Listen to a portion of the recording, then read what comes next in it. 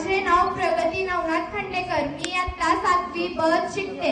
आदरणीय व्यासपीठ तसेच व्यासपीठावरील सर्व गुरुजन वर्ग, शिक्षक शिक्षिका, इतर कर्मचारी व येथे जमलेल्या माझ्या मित्र मैत्रिणींनो, मी आज तुम्हाला भारताचे थोर गणितज्ञ श्रीनिवास रामानुजन यांच्याबद्दल माझे मनोगत व्यक्त करणार आहे.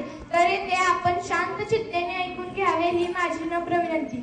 सर्वप्रथम भारताचे थोर गणितज्ञ श्रीनिवास रामानुजन अय्यंगार यांच्या स्मृतीस माझा साष्टांग नमस्कार. श्रीनिवास रामानुजन अय्यंगार यांचा जन्म 22 डिसेंबर 1887 रोजी एरोड मद्रास प्रांतात झाला. त्यांचे वडील कुप्पूस्वामी श्रीनिवास अय्यंगार हे एका साडीच्या दुकानात काम करायचे. त्यांची आई कोमलता या एक गृहिणी होत्या. 1 ऑक्टोबर 1892 मध्ये रामानुजन यांनी स्थानिक शाळेत प्रवेश घेतला. 10 वर्षाचे होईपर्यंत नोव्हेंबर 1897 मध्ये त्यांनी इंग्रजी, तमिळ, भूगोल आणि अंकगणित या विषयांच्या प्राथमिक परीक्षा जिल्ह्यातील सर्वोत्तम गुणांसह उत्तीर्ण केल्या. वयाच्या 11व्या वर्षी लहान वयातच त्यांनी त्यांच्या घरी राहणाऱ्या 2 महाविद्यालयीन विद्यार्थ्यांनी एवढे गणिताचे ज्ञान मिळवले. रामानुजन 17 मार्च 1914 रोजी SS नेवासा या जहाजाने मद्रासहून इंग्लंडला रवाना झाले. पुढे केम्ब्रिज मध्ये हार्डी आणि लिटलवूड यांच्या सहकार्याने जवळपास 5 वर्ष घालवली. रामानुजन यांना मार्च 1916 मध्ये उच्च संमिश्र संख्यावरील संशोधनासाठी कला शाखेची PhD पदवी प्रदान करण्यात आली. 6 डिसेंबर 1917 रोजी रामानुजन यांची लंडन मॅथमॅटिक्स सोसायटीवर निवड करण्यात आली. 2 मे 1918 रोजी ते रॉयल सोसायटीचे फेलो म्हणून निवडले गेले. वयाच्या 31व्या वर्षी रामानुजन हे रॉयल सोसायटीच्या इतिहासामधील सर्वात तरुण फेलोंपैकी एक होते. 1729 ही संख्या हार्डी रामानुजन संख्या म्हणून ओळखली जाते. रामानुजन यांनी आपल्या लहान आयुष्यामध्ये सुमारे 3900 निकाल संकलित केले.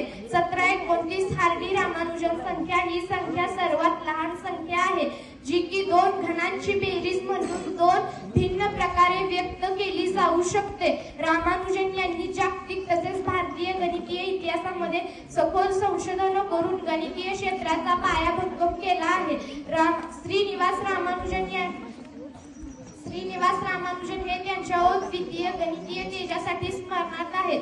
त्यांनी गणितीय विश्लेषण, संख्या सिद्धांत, अनंत मालिका आणि सतत अपूर्णांकांमध्ये भरीव योगदान दिले.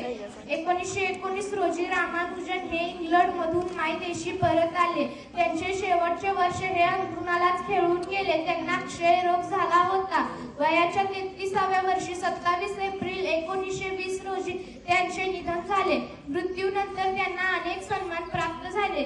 तमिळनाडू सरकार दरवर्षी 22 डिसेंबर त्यांचा वाढदिवस राज्य IT दिन म्हणून साजरा करते. रामानुजन यांची चित्रे असलेली टपाल तिकिटे भारत सरकारने 1962, 2011, 2012 आणि 2016 मध्ये जारी केली. 2011 मध्ये त्यांच्या जन्माच्या 125व्या जयंतीनिमित्त भारत सरकारने घोषित केले की दरवर्षी 22 डिसेंबर हा दिवस राष्ट्रीय गणित दिन म्हणून साजरा केला जाईल. थँक्यू. जय हिंद, जय महाराष्ट्र.